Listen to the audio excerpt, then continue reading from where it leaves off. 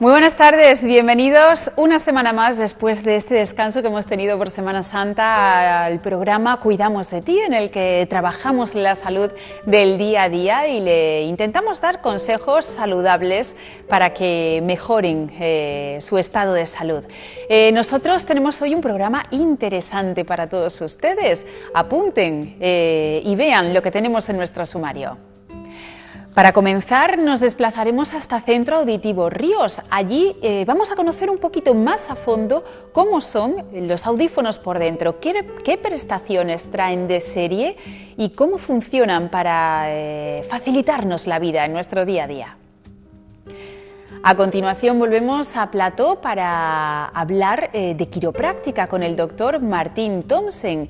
Vamos a dar hoy un buen repaso a todos los nervios que tenemos y cómo pueden afectarnos si esos nervios están pinzados, es decir, qué síntomas nos provocan y cómo pueden tratarse a través de la quiropráctica. Y para finalizar, vamos a hablar en nuestro programa sobre la enfermedad renal crónica. Hace aproximadamente un mes se celebró el Día Mundial del Riñón y hoy vamos a hablarles de en qué consiste esta enfermedad renal crónica y, lo más importante, cómo se puede prevenir. Y bueno, como les decía al principio, nos marchamos hasta Centro Auditivo Ríos. Ya sabemos, porque lo hemos hablado en nuestro programa, que los audífonos traen una serie de prestaciones de serie que nos facilitan nuestro día a día, pero todavía nos quedan por conocer más detalles todavía sobre la mecánica interna de los audífonos. Quédense porque es muy interesante.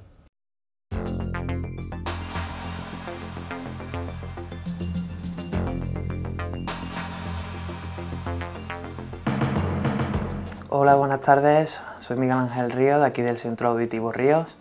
Esta tarde vamos a estar hablando de lo que son las características del audífono y los programas automáticos que van cambiando en función a la situación sonora en la que nos encontremos.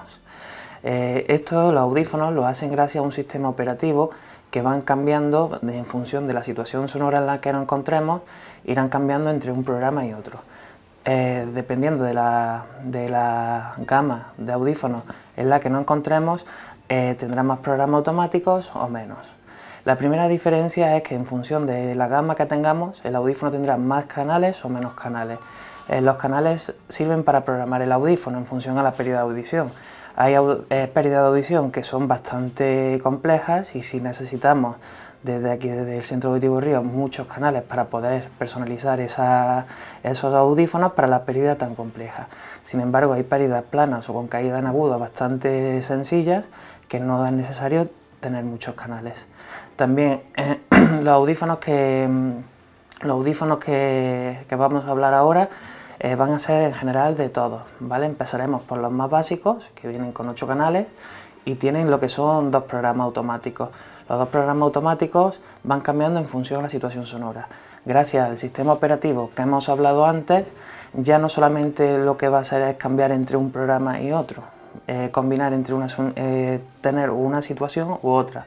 Ahora ya también los nuevos audífonos de Fona vienen con el sistema operativo que lo que hace es combinarlos. Por si hay alguna situación que esté entre medias de los 2 programas, que no tenga que saltar entre uno y otro y que no notemos ese cambio de programa, de ese cambio de situación sonora para mayor comodidad y mejor comprensión, ¿vale? Los primeros programas, los básicos y que los tienen todos los audífonos como ya he comentado de Fona, son los ambientes tranquilos en los cuales los audífonos están con los micrófonos de forma unidireccional para captar cualquier ruido, por si llaman al timbre, suena el teléfono, cualquier cosa, y aparte también que podamos oír sin ningún problema a la persona que nos está hablando y demás en un ambiente tranquilo. Después, cuando entramos en un ambiente ruidoso, él solo reconoce la situación sonora y lo que hace es reducir el ruido y amplificar el habla. ¿Vale? Esto lo va haciendo siempre el audífono solo, sin tener que tocar ningún botón. Después, conforme vayamos subiendo de gama, iremos obteniendo más canales y más programas automáticos. Después ya lo que nos encontramos es confort en ruido. Ese es otro programa que lo que hace es directamente cuando no reconoce habla y solamente reconoce ruido, el audífono solo se baja para mayor comodidad. Viene otro también exclusivo para lo que es la música, que cuando reconoce que hay música, lo que hace es amplificar, bajar lo que es la compresión de la frecuencia para que sea para que se oiga todo linealmente y podamos disfrutar de la música como de verdad es, sin reductores de ruido ni compresión añadida. También tenemos después lo que es el programa de confort, de palabras sin ruido muy fuerte, ¿vale? Esto es para ya personas que requieren una concentración extra o tienen mayor exigencia a la hora de trabajar, porque trabaje ya sea en un restaurante, sea en un colegio, o sea en cualquier ambiente que normalmente suele haber ruido. El audífono del solo reconoce la voz y baja el ruido. Es muy similar al otro, pero lo que hace es enfatizar más el habla, ¿vale? Los micrófonos activan la direccionalidad para captar siempre a la persona con la que estamos hablando, y todo lo demás que reconoce como ruido, el audífono del solo lo reduce. Después ya pasaríamos a los audífonos de gama más alta, que ahí ya tendríamos lo que es confort en eco, ¿vale? Cuando muchas veces cuando hay en una sala hay cierta reverberación, siempre nos puede interferir lo que es la reverberación o el eco en la audición, ¿vale? Entonces lo que hace es suprimir esa frecuencia donde se causa la resonancia para que haya una mayor inteligibilidad. Después está también confort en coche, ¿vale? Porque el coche siempre está generando un ruido de banda ancha que es muy molesto a la hora de mantener una conversación para las personas que tengan audífonos. Entonces bajará solo, suprimirá ese ruido de banda ancha que produce el motor del coche, el ruido propio del aire, y podrá darle una mayor comprensión a la persona que va dentro del coche. Y después ya, una vez que ya tengamos todos esos programas, siempre se les pueden añadir más programas, ¿vale?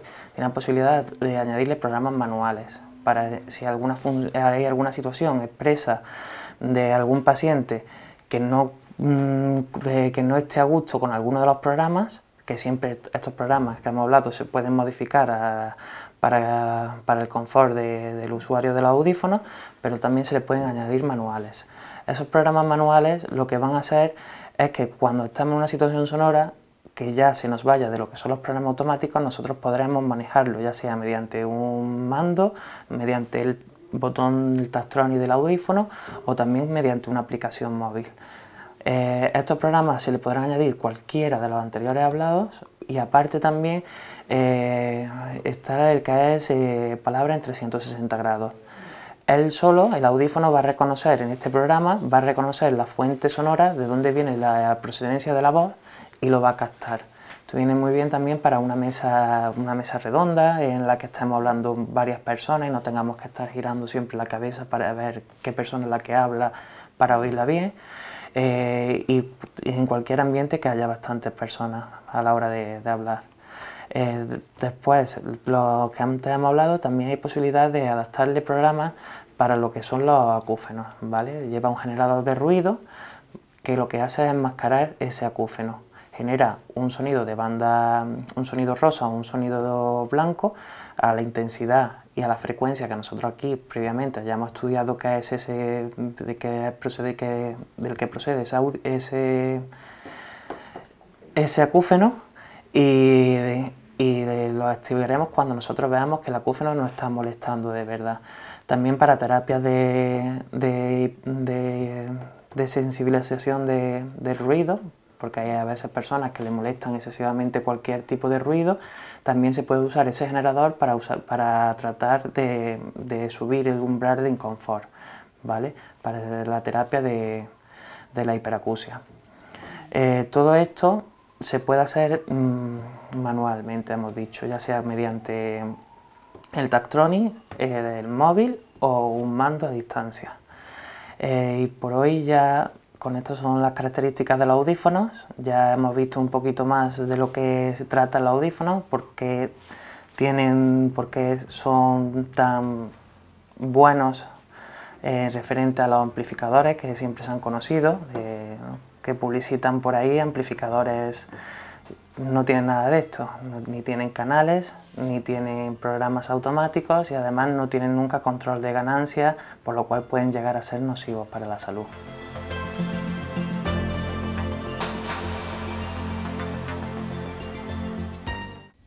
Bueno, y continuamos con nuestro programa Cuidamos de ti. En esta ocasión vamos a hablar de quiropráctica con el doctor Martín Thomsen, que ya se encuentra con nosotros. Muy buenas tardes y bienvenido de nuevo a nuestro programa de salud aquí en PTV. Es un placer. Gracias por invitarme.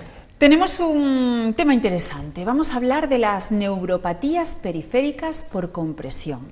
Eso la gente en casa se estará preguntando qué es y qué tiene que ver con la quiropráctica. ¿Qué son las neuropatías y qué son esos nervios periféricos que se ven afectados por ellas? Bien. Nervios periféricos quiere decir todos los nervios de la columna hacia afuera. Entonces, neuropatía quiere decir el nervio no está funcionando correctamente, está enfermo. Típicamente porque el nervio está presionado en algún lugar. Pero también puede acontecer con diabetes, también lo vemos mucho pacientes alcohólicos. Los nervios, cuando sale la columna, son muy vulnerables cuando pasa sobre un hueso y debajo de los músculos. Entonces, en esa zona con frecuencia queda presionado. Pero vemos mucho que el mismo nervio está presionado en dos lugares. Típicamente tiene un nervio presionado aquí en el cuello y ya el mismo nervio también está presionado en otra parte del brazo. A la hora de tratarlo, muy importante, hay que tratar los dos lugares. Al presionar el nervio aquí, el nervio queda vulnerable y ya una pequeña presión en otro lugar ya empieza a causar síntomas. Si no estuviese presionado aquí, muchas veces no daría ningún síntoma allí. Ya vemos muchos casos, el nervio está presionado en dos lugares, pasa por quirófano, mejora, pero no queda bien. Y no ha quedado bien porque solo ha liberado un lugar, hay que liberar el otro lugar también. Entonces, el nervio periférico más conocido es el síndrome de túnel carpiano, que está hablando del nervio mediano que queda presionado aquí en el túnel carpiano. Este nervio sale aquí de la zona de C5, C6 principalmente, entonces muchas veces en su paso por aquí se presiona. Se presiona si estamos mucho tiempo con teclado, pero también está muy vulnerable si tenemos la muñeca doblada como esto mucho tiempo. Acontece mucho por noche, de noche se duerme así, el nervio queda presionado durante 8 horas y empieza a tener síntomas. Síntomas que vemos suele ser dolor, hormigueo en la mano, principalmente ese 3 dedos, pero un poquito en este también. La gente suele decir, bueno, se le duermen las manos. Muchas veces al principio van a decir, se me ha abierto la muñeca, porque siento un dolor aquí. Alguna vez cojo algo y siento como un corriente en la mano y es porque el nervio está siendo presionado. Está aquí. A la hora de tratarlo... Antes de continuar, sí. ¿Qué es lo que presiona los nervios? Porque si hablamos en este caso del nervio mediano que sale de la columna, de las cervicales y que nos puede llegar a afectar hasta padecer el síndrome del túnel carpiano, aquí puede estar presionado por una mala postura, pero cuando recuperamos la postura el nervio no vuelve a su sitio. Es decir, ¿qué presiona al nervio aquí y qué presiona al nervio en este otro lugar para causarnos esa sintomatología? Bien, entonces primero hay que regular. Aquí en la muñeca tenemos 2 filas de huesos que tienen que tener su propio movimiento y tenemos un ligamento para mantenerlo todo en su sitio. Entonces, si lo tenemos mucho tiempo así como esto, normalmente lo ponemos así, se recupera el nervio. ¿En cuánto tiempo aproximadamente? Pocos minutos ya se recupera, lo normal. Es lo mismo si dormimos mal, el brazo queda dormido, movemos el brazo y se recupera. Pero si es repetitivo, si muchas veces lo hacemos, teclado, máquinas que vibran, cosas así, ya se queda con más facilidad allí, se inflama, el hueso está mal colocado, y esto es lo que causa que se presiona. A la hora de tratarlo, el tratamiento está, recuperar el movimiento normal de la muñeca, trabajamos con los huesos que hay en la muñeca, y después evitar que no se lo daña. Y esto típicamente quiere decir, de noche tiene que poner una fédula en la muñeca para que no lo pueda doblar. o se hace uno mismo con una tabla de madera o se compra en la ortopedia. A la hora de usar fédula hay que usarlo como mínimo 3 meses, que es el tiempo que el nervio tarda de curarse aquí. Pero a la hora de tratarle también hay que tratar el cuello, porque si solo tratamos aquí pero también está presionado aquí, mejora pero no queda totalmente bien. Entonces allí lo importante es el doble tratamiento. Este mismo nervio mediano, con frecuencia también se queda presionado aquí por el codo. Muchas veces se confunde con el codo tenista, porque aquí pasa entre el pronador redondo y el hueso. Y si hacemos mucho este movimiento aquí, el músculo empieza a presionar los nervios, se hace como un nudo en el músculo y empieza a doler. Entonces, eso es gente que tiene trabajo manual.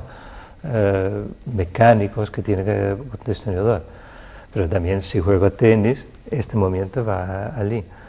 Entonces, si el dolor es por aquí, empieza a notar allí, probablemente el pronador redondo. Si el dolor es aquí, ya estamos hablando del codo del tenista. El tratamiento es diferente para uno que como para el otro, pero muy fácil de confundir. Aquí típicamente dolor hormigueos por aquí. También puede causar algo para arriba y pérdida de fuerza, lo principal. Esto es el nervio mediano. Pero hay muchos otros nervios, ¿no? Tenemos una buena lista de nervios. Y uno muy importante también, desde el punto de vista quiropráctico, es el nervio axial, ¿no? El nervio axial es una rama del nervio radial, que va aquí y va hacia el hombro. Entonces, antiguamente se había lesionado cuando usaban muletas, que apretaba de aquí, por usarlo mal. También lo ve más gente que se va de borrachera y ya de noche duerme mal y durante muchas horas tiene el nervio presionado y tal como consecuencia que se pierde la fuerza en la mano, se queda así. Yo tuve un caso muy interesante de eso, realmente muy triste. Hace años en la clínica que tenía en Estepona, un paciente que vino, que tenía mucha pérdida de fuerza aquí en el brazo y en la muñeca. Cuando lo miré, vi que el nervio estaba presionado, tenía un historial de alcoholismo, entonces el médico había dicho, mira, esto por ser alcohólico.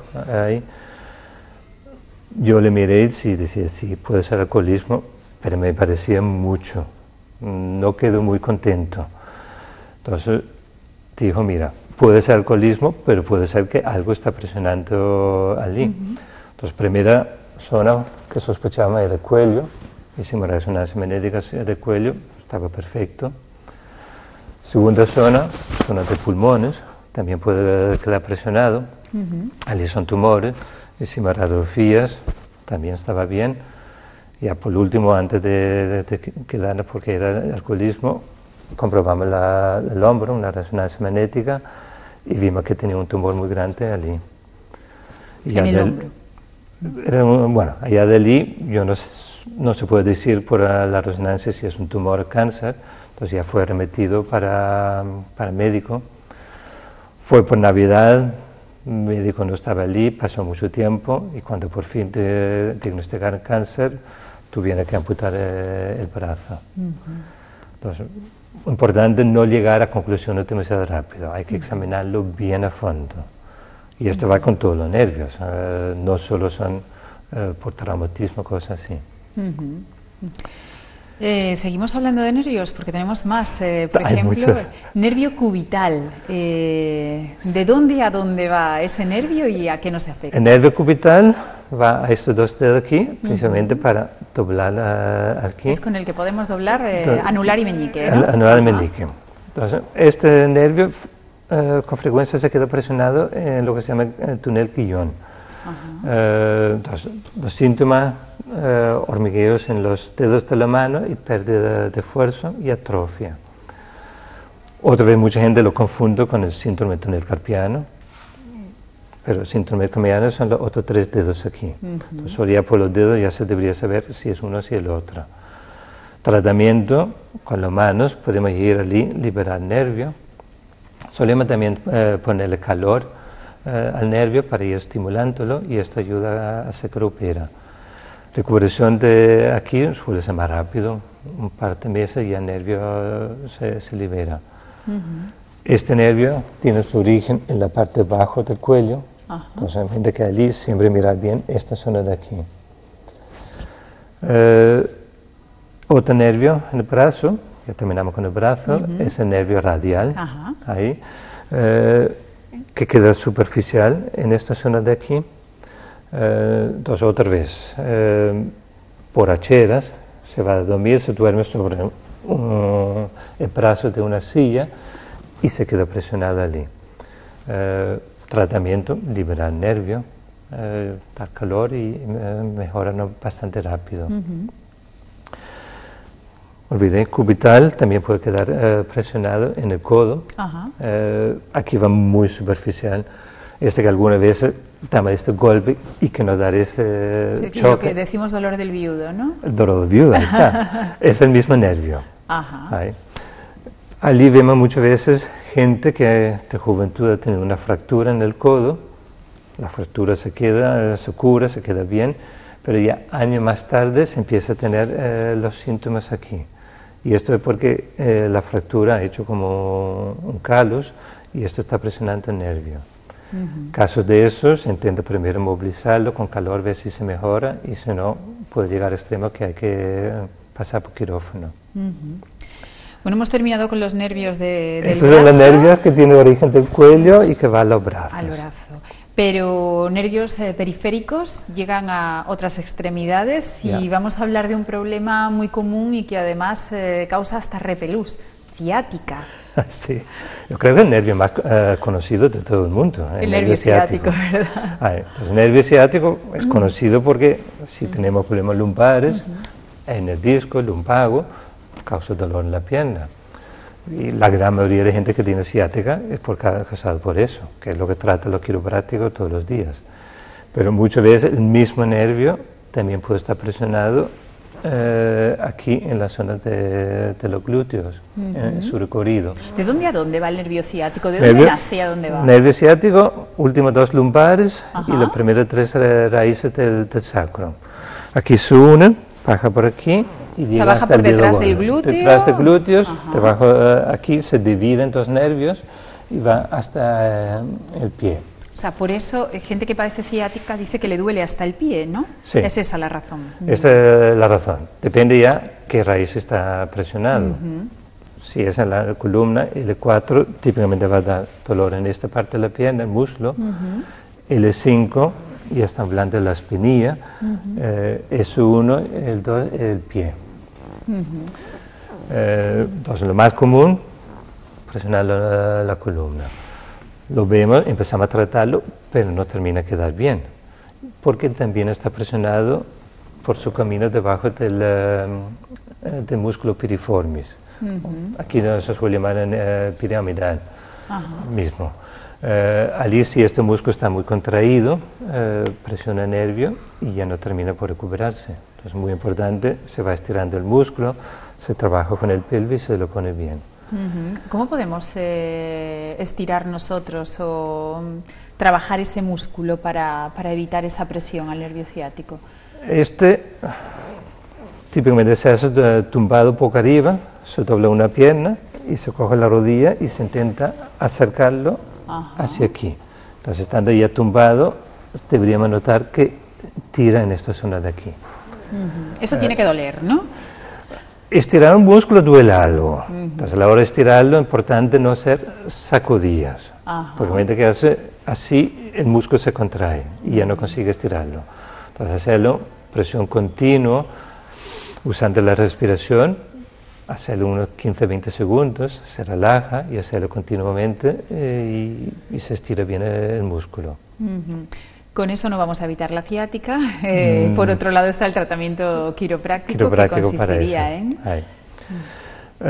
También puede ser alguna vez complicaciones por cirugía de cadera o por fracturas, se ven allí.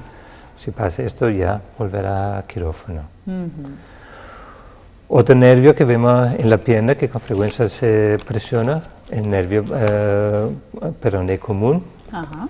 que es una rama del nervio ciático que va por aquí.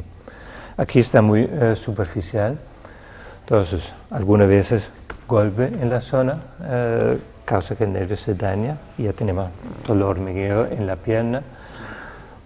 Usamos botas altas, tipo vaqueros o botas de esquiar. Si llega hasta aquí arriba, lo puedo comprimir en la zona. Ya, siempre el tratamiento es liberarlo, trabajamos con la rodilla, volvemos a recuperar la movilidad normal de la rodilla y el nervio se recupera. Tenemos más nervios, nervio tibial, ¿no? Nervio tibial, estamos ahora, el nervio va por aquí y pasa por aquí en el tobillo. Si presiona aquí, zapato mal hecho, que está presionándolo, entonces cambiar de zapato, otro tipo de zapato que no lo presiona en la zona. ¿Qué sentimos cuando tenemos ese nervio afectado? Típicamente dolor aquí, dolor hormigueo en el pie. Y típicamente vamos a notar que con ciertos zapatos nos duele y con otros zapatos no nos duele. ¿Son zapatos a lo mejor un poco abotinados? Apretados. Apretados y rígidos, especialmente si está presionando aquí en la zona del tobillo. Complicaciones típicas de haber tenido esguince del tobillo, o si tenemos artrosis en el tobillo también, allí puede presionar el nervio. Quiropráctico con las manos, trabajamos con el tobillo, liberamos el nervio y bastante rápido suele mejorar. Dar buenos resultados. Siguiente nervio, mismo nervio, pero ahora presionado entre los huesos de los tarsianos. Se suele llamar eso el neuroma de Morton. El nervio va por el pie y aquí, porque llevar zapatos apretados, empieza a presionarlo y causa muchos dolores. Bueno, en el momento que tenemos esto no podemos caminar bien y típicamente se ve más en mujeres, zapatos inadecuados y con zapatos altos, entonces ya empieza a presionarlo. Tratamiento, movilizamos el pie, lo liberamos y es uno de los problemas que más me gusta trabajar porque suele ser mejoría muy rápido. Se trabajan los músculos en el pie y mejora. Le voy a hacer una consulta que no sé si tiene que ver con los nervios o es más de otra cuestión. Muchas veces se nos quedan engarrotados los pies a esta altura, a la altura de donde justo empiezan los dedos y no podemos moverlos e incluso el engarrotamiento es tan fuerte que incluso los dedos se mueven solos. Sí. ¿Tiene algo que ver con los nervios y tiene tratamiento quiropráctico? Tiene todo que ver con los nervios. Si el nervio se empieza a contraer de una forma involuntaria, se suele llamar calambres, pero básicamente el nervio está mandando información errónea al músculo. Lo más frecuente viene de los lumbares. ¿Tiene que ver con las lumbares? Con lumbares, sí. Más que nada lumbares. Yo he tenido pacientes por problemas lumbares que realmente su único síntoma era un dolor en el pie, que pensaba que era un chino en el zapato, han quitado los zapatos, comprado otros zapatos y sí que lo tienen todos. Y es porque el nervio está presionado aquí. Pero también puede ser el neuroma de Morton o por el nervio tibial. Entonces ya se examina, se ve que el músculo está débil, donde ha perdido sensibilidad hacia el dolor y se averigua rápidamente. Bueno, nos queda un par de nervios, el femoral y el lateral femoral cutáneo. Bien. El nervio femoral tiene su origen más arriba en la columna, L2, L3, va por aquí y va hacia los cuádriceps. Entonces, lo más típico es en la que está presionada a nivel lumbar de la columna. En el disco causa debilidad aquí, después de años con problemas aquí, se suele ver problemas de rodilla. Y esto es porque este músculo controla la rótula. Si queda débil, la rótula empieza a moverse de una forma errónea y ya tenemos problemas de rodilla. Pero también puede ser dañado aquí dentro del pelvis. Lo más típico, si este nervio se queda allí, tumor o traumatismo, o hematoma grande en la zona o algo así. Casi siempre cirugía en este caso.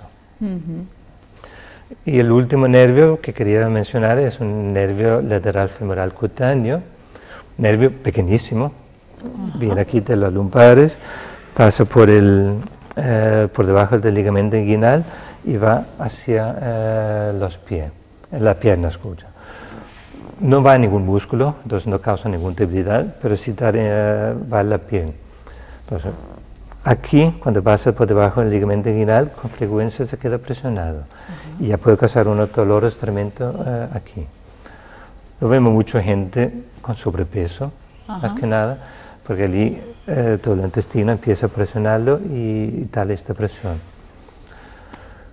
Yo tuve un caso espectacular hace años, que era un camionero, bueno, camionero, no sé si es correcto, era transporte especiales de camiones, este camión que va a una velocidad de 2 a 5 kilómetros por hora, llevando cosas muy largo. Entonces él estaba atrás en el camión, cada vez que tenía que girar, él tenía que abrir válvulas para hacer los giros. Y en una de esas maniobras, su pierna quedó apretada entre dos ruedas. Esto apretó todo para arriba, literalmente explotó. Fue llevado a urgencia, primer pensamiento, amputar la pierna. Hubo un médico valiente, dijo no, vamos a intentar rescatarlo. Pasó por quirófano, varias cirugías y quedó bien en el sentido, salvó la pierna, podía moverse. Pero a los pocos años de haber sufrido ese accidente, empezaba a sentir unos dolores tremendos en la pierna. No aguantaba. Fue al médico, dije, quítame la pierna, ampútamelo y no aguanto más. O sea, el propio paciente. El propio paciente quería, quítame la pierna, yo no aguanto más esto. Se negaron porque decían, bueno, incluso quitando la pierna no hay garantía que se va a quitar el dolor. Pensaba que era problema del dolor del phantom. Si se amputa un brazo, una pierna, años después puede sentir dolor en esta pierna, aunque no lo tenemos, bastante. Entonces vino a la clínica en desesperación. Yo cuando lo miré, pensé, ¿qué hago aquí? Todas cicatrices, vine a la radiografía, el pelvis no se había unido y estaba muy mal. Pero cuando íbamos examinando, se me ocurrió, mira, a ver si el nervio está presionado aquí. Fuimos allí, presionamos sobre la zona, al momento que presiona donde está presionado, duele y suele dar radiaciones allí. Lo presionamos y inmediatamente sentía los dolores en la pierna. Empezamos a corregir la columna, corregimos la presión de aquí y 2 o 3 meses estuve perfectamente bien. O sea, quedó... Bueno, estaba muy contento conmigo. El milagro de la quiropráctica. Allí salvamos su pierna, podemos decir. Salvamos su pierna y sus dolores, que eso afecta también a la cabeza y puede terminar con uno. Pues doctor Thomsen, de Clínica Quiropráctica, Martín Thomsen, muchísimas gracias por haber estado una semana más con nosotros, haber dado este repaso por todos los nervios periféricos, los dolores que pueden causarnos, la problemática que también puede causarnos y la solución quiropráctica que tienen, que nosotros vayamos aprendiendo todo lo que nos puede llegar a pasar, los dolores que podemos llegar a sentir y cuándo podemos y debemos acudir a un quiropráctico. Ha sido un placer, nos seguimos viendo en semanas sucesivas. Muchas gracias por invitarme otra vez.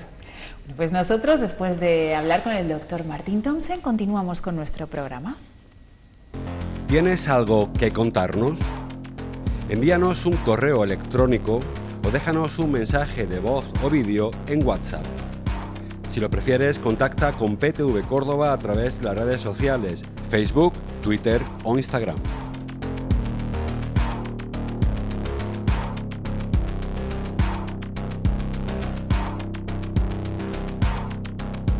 Y si lo que prefieres es intervenir en directo en cualquiera de nuestros programas, siempre tienes abierta nuestra línea de teléfono. PTV Córdoba, más de 30 años mirando por ti. Bueno, estamos ya en la recta final de nuestro programa y como comentamos al principio en nuestro sumario, les decía que el mes pasado, siempre el segundo jueves de cada mes de marzo, se celebra el Día del Riñón. Este año ha coincidido con el Día Internacional de la Mujer. Y el Hospital Universitario Reina Sofía, como cada año, ha querido hacer hincapié en la prevención y tratamiento de las enfermedades renales, en uno de los aspectos que nos dirigen esta prevención de estas enfermedades renales. Y este año, por este motivo, ha querido confabular ambas cosas, es decir, riñón y mujer. Y nos han hablado de la especial prevención que deben tener las mujeres en cuanto a las enfermedades renales. Un mes después, hoy nosotros queremos tratar un poquito más en profundidad este tema y no solamente vamos a hablar de mujer y riñón, sino de riñón en general. Tenemos un ratito para desentramar en qué consisten las enfermedades renales y cómo podemos prevenirlas, y para ello hemos invitado a uno de los mejores especialistas con los que cuenta el Hospital Universitario Reina Sofía. Él es el doctor Rafael Santamaría. Muy buenas tardes. Hola, buenas tardes. Nefrólogo de este hospital, y bueno, pues en la introducción que he hecho he comentado todo lo que ha sucedido en Reina Sofía hace aproximadamente un mes para celebrar este Día del Riñón. Nos hablaron aquel día, y antes de entrar más en profundidad, de 7 reglas de oro básicas para cuidar nuestro riñón. Yo creo que podemos empezar por ahí. ¿Cuáles son esas 7 reglas de oro o los aspectos más principales que tenemos que tener en cuenta para cuidar nuestro riñón? Y luego ya entrar un poco más en profundidad y hablar de las enfermedades y cuál es su tratamiento. Sí, Mar, muchas gracias por la invitación para venir aquí y compartir con todos pues inquietudes que yo creo que deberían ser de toda la población. 7 reglas fundamentales. Son muchas más, y yo creo que el concepto fundamental es saber por qué el riñón puede enfermar, y a partir de ahí cada uno debe saber qué es lo que debe hacer. En líneas generales, el riñón es un órgano que funciona 24 horas al día. Todos somos susceptibles de padecer una enfermedad renal. Hoy en día sabemos que las principales causas que llevan al deterioro de la función renal son fundamentalmente la hipertensión y la diabetes. Por tanto, es muy importante todo aquello que sea encaminado a tratar y a prevenir la hipertensión y la diabetes. Pero bueno, hay otras enfermedades que no están relacionadas con la hipertensión y la diabetes, que sí pueden afectar al riñón y que sí pueden ser detectables en un inicio precoz. Por tanto, en cuanto a qué reglas debemos seguir para preservar la función de nuestros riñones, yo creo que se resumen en 2 normas muy básicas. 1, llevar una vida sana, fundamentalmente, encaminados al tema de la hipertensión arterial y la diabetes.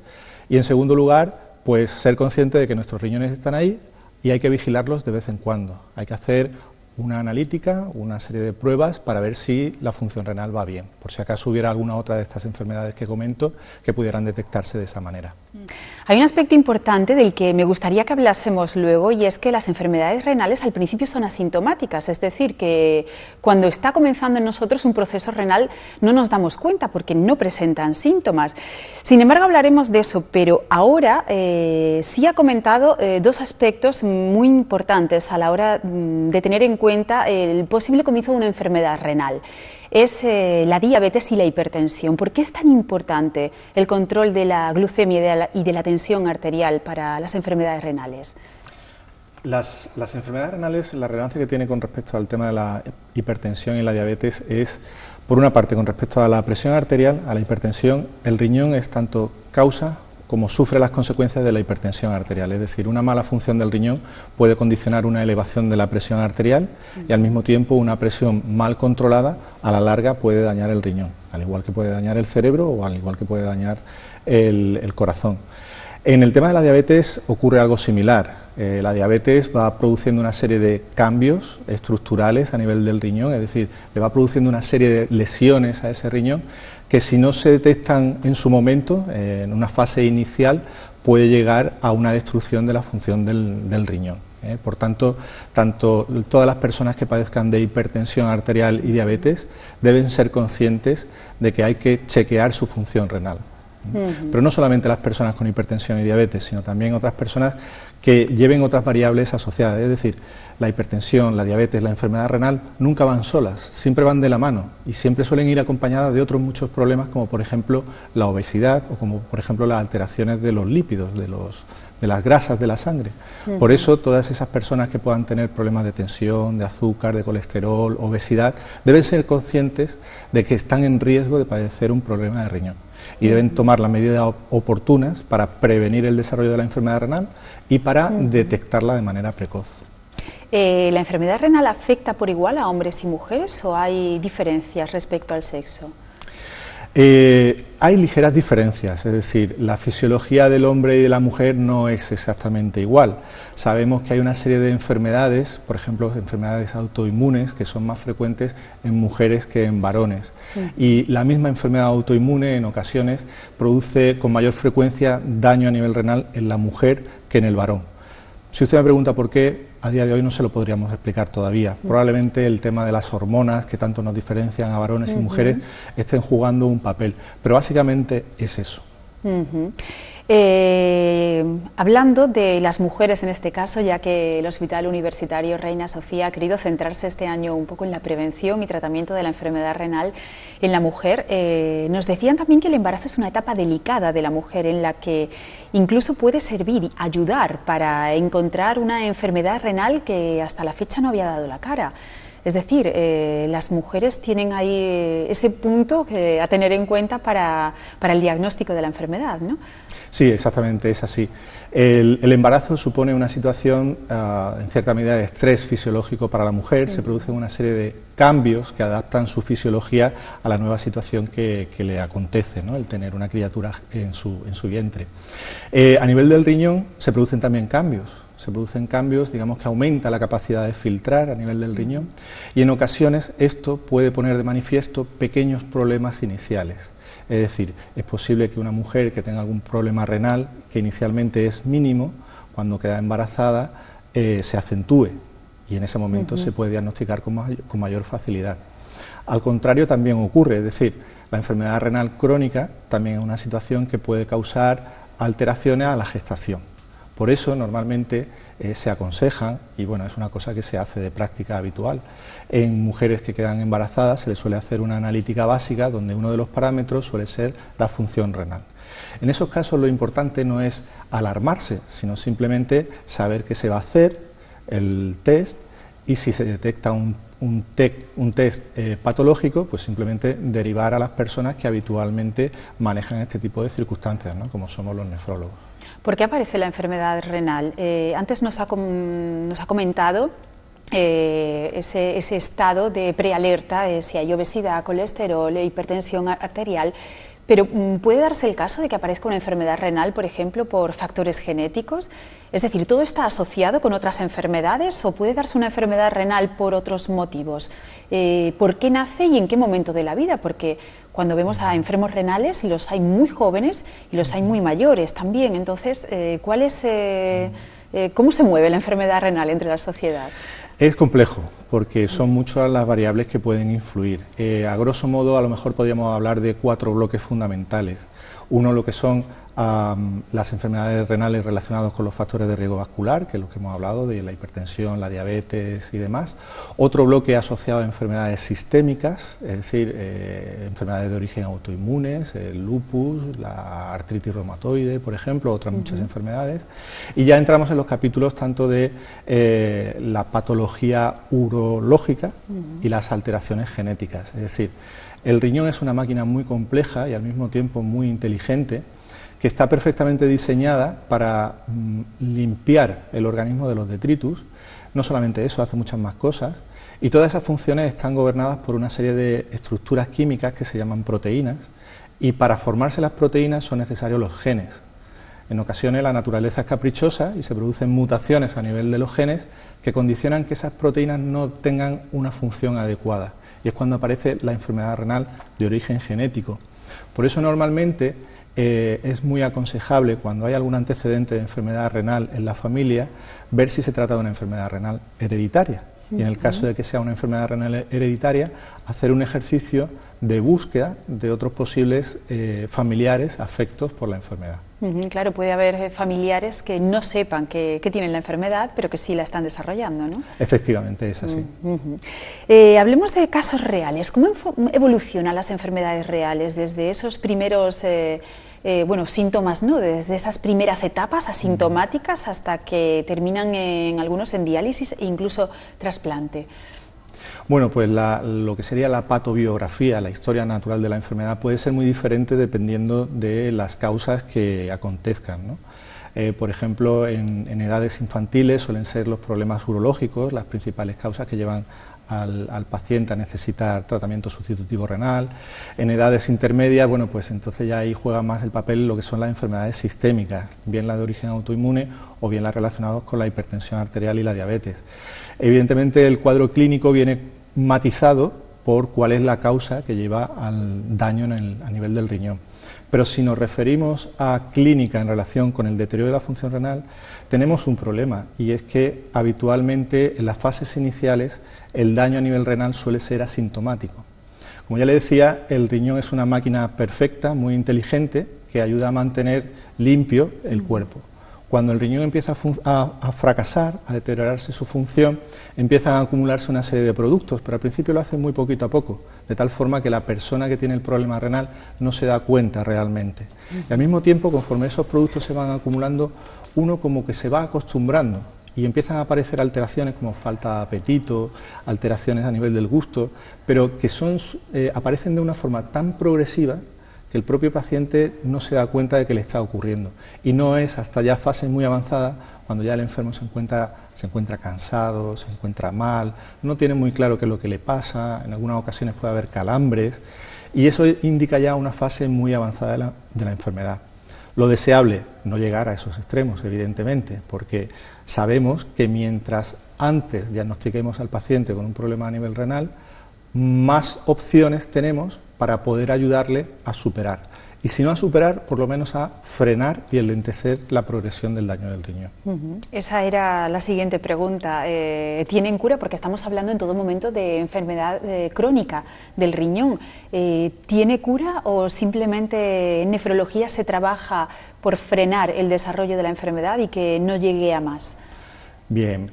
Es una pregunta súper interesante porque en el momento actual se está progresando muchísimo en eso, se están desarrollando tanto nuevas estrategias de tratamiento como nuevos métodos diagnósticos que confiamos que en el futuro ayuden a hacer las cosas aún mejor de lo que ya se hacen. En líneas generales depende mucho de la causa que lleve al fracaso renal, es decir, sabemos por ejemplo que hay medicación o que el abuso de determinadas medicaciones puede llegar a deteriorar la función del riñón. En esos casos es bien sencillo, es hacer un uso racional de los medicamentos y tomarlos bajo prescripción facultativa siempre y cuando sean necesarios. Hay otras enfermedades que pueden ser previsibles, diagnosticables y tratables, como es la hipertensión arterial y la diabetes. Es decir, un paciente hipertenso o diabético que como consecuencia de esa hipertensión y esa diabetes tiene un daño renal, si se coge en fases iniciales, controlando la presión arterial, controlando la diabetes, se puede revertir el daño de la función renal. Si ya nos encontramos con el enfermo en una fase muy evolucionada, va a ser ya mucho más difícil y a lo mejor por ese enfermo lo único que podemos hacer es intentar frenar la progresión hasta una situación terminal. Por eso es importante el diagnóstico precoz. Hay otras enfermedades sistémicas, como ya os comentaba, que sí que tienen sus tratamientos específicos y simplemente haciendo el tratamiento específico de la enfermedad podemos tener un beneficio también para el riñón. ¿Todos o muchos casos de esta enfermedad renal crónica terminan en diálisis? Depende un poco de la velocidad de progresión. Hay personas que tienen un pequeño daño renal que va muy despacito y a lo mejor esos pacientes no van a llegar a necesitar tratamiento sustitutivo renal, bien con hemodiálisis, diálisis peritoneal o trasplante renal. Hay otros pacientes que por la naturaleza de su enfermedad sí que pueden progresar más rápidamente y entrar en diálisis, tanto gente joven como gente más mayor. Depende mucho de la causa de la enfermedad y cómo sea su cuidado. ¿Y qué casos son los que terminan en trasplante? Bueno, pues prácticamente podríamos decir que cualquier persona que necesita tratamiento sustitutivo renal puede ser candidato a recibir un trasplante renal. Hay que individualizar mucho, es decir, hay que poner siempre en una balanza el riesgo versus el beneficio. Es decir, hay en ocasiones que podemos encontrarnos con pacientes que el suponerle a una cirugía de un trasplante pues puede suponer un riesgo a su vida que no es asumible, y a lo mejor está mejor en diálisis que recibir un trasplante. Pero en general, cualquier persona que pueda necesitar tratamiento sustitutivo renal puede ser candidato a recibir un injerto renal. Siempre hay que matizar según las características del paciente. Bueno, nos consta que en Reina Sofía se trabaja por la prevención de la enfermedad renal con mucho ahínco. ¿Cómo lo hace? Creo que tiene una unidad especial de nefrología que atiende a los pacientes que vienen directamente de atención primaria y otra serie de cuestiones. Háblenos de ello. Sí, una de las muchas actividades que tenemos es lo que llamamos la consulta de opinión de nefrología. Es una consulta que tiene, digamos, la puerta abierta a cualquier enfermo que nos manden desde atención primaria.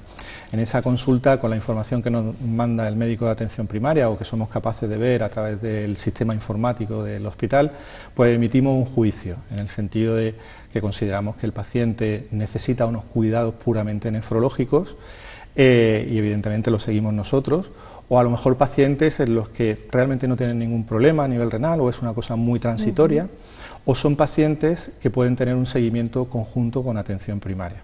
Atención primaria juega un papel muy importante. Los médicos de cabecera son un colectivo muy importante para nosotros porque usted piense que ahora mismo en nefrología pues estamos alrededor de 12-14 nefrólogos aproximadamente. Si entre 12-14 nefrólogos tuviéramos que cuidar los riñones de 800.000 personas de la provincia de Córdoba, perderíamos. Por eso hay que buscar aliados, y un aliado muy importante para nosotros son los médicos de atención primaria. En conjunto con la actividad de la consulta de opinión, como les comentaba, a lo largo de estos años también hemos desarrollado un programa de visita a los centros de atención primaria. Es decir, un día a la semana vamos a los centros de salud y nos reunimos con los médicos para hablar, pues, no sé, depende de las necesidades. En algunas ocasiones hay centros de salud donde a lo mejor prefieren comentarnos casos en los que tienen dudas sobre qué hacer, si derivar, no derivar, cómo tratar, cómo ajustarle la medicación para la presión arterial, para la diabetes. En otras ocasiones, pues a lo mejor nos piden que revisemos la situación actual de determinados temas, ¿no? En hipertensión arterial están cambiando mucho las cosas, pues vamos y les contamos cómo está cambiando y les damos la información que a ellos les pueda ayudar en su día a día. Bueno, ha hecho referencia a los 800.000 cordobeses que vivimos en la provincia. ¿Cómo andamos? ¿Cuál es la prevalencia de la enfermedad renal en nuestra provincia? Es difícil saber, porque evidentemente los estudios de prevalencia normalmente se limitan a coger un grupo pequeñito de población y a partir de ahí hacer los cálculos. Se estima que aproximadamente un 10% de la población española padece enfermedad renal crónica en diferente grado. Hay pacientes que tienen una leve afectación y hay pacientes que tienen una enfermedad renal crónica mucho más avanzada, pero aproximadamente el 10% de la población. O sea, unos 80.000 cordobeses. Aproximadamente. Bueno, me gustaría terminar haciendo hincapié en lo más importante que hablamos siempre que hablamos de alguna enfermedad, es la prevención. ¿Puede darnos algunas notas básicas para que sepamos cómo cuidarnos y cómo cuidar al que tenemos al lado para prevenir una enfermedad renal en el futuro? Para prevenir una enfermedad renal lo fundamental es llevar vida sana, básicamente. Con eso nos vamos a combatir el capítulo de la hipertensión arterial, la diabetes, la obesidad, y para llevar una vida sana es de todos conocido. Hacer una dieta sana, ejercicio continuado, tampoco hace falta hacer grandes cosas, pero sí que sea un ejercicio diario. Evitar en la medida de lo posible la sal y llevar una vida sana, básicamente. En cuanto a las otras enfermedades que no son prevenibles, porque hay enfermedades sistémicas que no se pueden prevenir, nos vienen en un momento determinado de la vida y no se puede ni predecir, ni prevenir, ni nada, te ha tocado y te ha tocado. En esos casos lo importante es el diagnóstico precoz, y para eso, para hacer un diagnóstico precoz, lo más temprano posible, son las visitas a los médicos de atención primaria. Cuando hay algún tipo de alteración que pueda hacer que se sospeche una enfermedad del riñón, pues lo que hablábamos, ¿no? La alteración en la orina, que aparezca sangre, que aparezca espuma, que uno se encuentre en cierta medida mal, que haya antecedentes familiares. Normalmente se aconsejan despistaje de enfermedad renal en pacientes por encima de 55 años, hipertensos, obesos, diabéticos, con antecedentes familiares de hipertensión, de enfermedad renal crónica. Y el diagnóstico precoz es muy sencillo, simplemente con una analítica de sangre y de orina es suficiente. Eso está al alcance de los médicos de atención primaria y al alcance también de los médicos en hospitales. Llevo ya muchos años haciendo salud y en uno de los días del riñón se habló de la importancia de la medición de la creatinina, ¿no? En esos análisis, simplemente con medir la creatinina, tenemos un valor que nos indica por dónde anda la cosa, ¿no? Efectivamente, el valor de la creatinina es importante para nosotros, los nefrólogos, porque la creatinina nos indica cómo está trabajando la función de depuración del riñón. Pero no solamente es la creatinina en la sangre, sino también la presencia de albúmina en la orina, la albuminuria. Eso nos indica que hay algún tipo de daño estructural en el riñón. En ocasiones, la alteración de la albúmina en la orina suele aparecer antes de que suba la creatinina. Por eso, cuando haya un paciente con sospecha o con el perfil que hemos hablado que puede tener una enfermedad renal, es importante buscar datos de afectación renal no solamente con la creatinina en sangre, sino también con el cociente, o mejor dicho, buscando la albuminuria en la orina. Pues nos queda muy claro cómo podemos prevenir, cómo tenemos que cuidarnos, sobre todo llevando vida sana y haciéndonos una analítica de vez en cuando, que no pasa nada y nos va a decir muchas cosas de cómo andamos por dentro. Rafael Santamaría, facultativo, especialista en nefrología del Hospital Universitario Reina Sofía, muchísimas gracias por habernos acompañado. Gracias a vosotros por compartir este rato. Ha sido un placer. Bueno, y nosotros, después de hablar de riñón, cosas y asuntos muy interesantes que seguro que les sirven en su día a día, como decíamos antes, para cuidarse a sí mismos y cuidar a los que tenemos al lado, nos despedimos. Volvemos la semana que viene, como siempre, ya lo saben, a las 8:30 de la tarde, aquí en PTV. Gracias por habernos acompañado y hasta el próximo martes.